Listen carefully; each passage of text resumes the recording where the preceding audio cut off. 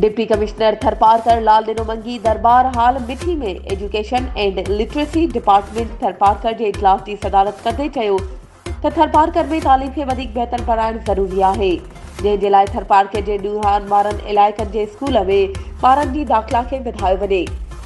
हुन तालीम जे ऑफिसरनि खे हिदायत कंदे चयो त थरपारकर ज़िले जे चइनि तालुक़नि कलोई, नीपलो, छाछरो ऐं ॾाहिली में स्कूल न ईंदड़ ॿारनि जी मुतालिक़ रिपोर्ट ॾिनी वञे त केतिरा ॿार स्कूल खां ॿाहिरि आहिनि।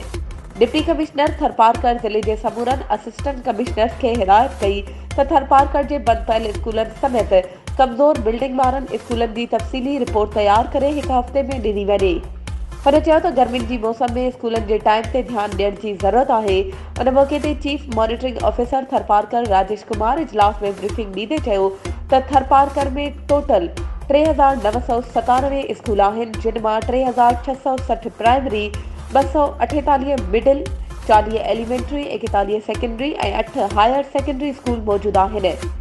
स्कूलनि में टोटल 1,78,587 ॿार दाख़िल आहिनि, जंहिंमें 1,20,569 छोकिरा ऐं 58,018 छोकिरियूं शामिल आहिनि।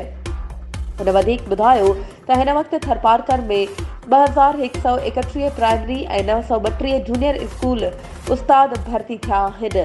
उन मौक़े ते additional deputy commissioner 1 Tharparkar Sara Javed, additional deputy commissioner 2 Sanjay Kumar, district education officer secondary Tharparkar Shamsuddin Rathore, district education officer primary Mohammad Bachar Halepoto, assistant commissioner तालुके एजुकेशन ऑफिसरनि समेत ॿिया लाॻापियल ऑफिसर पिणु मौजूदु हुआ।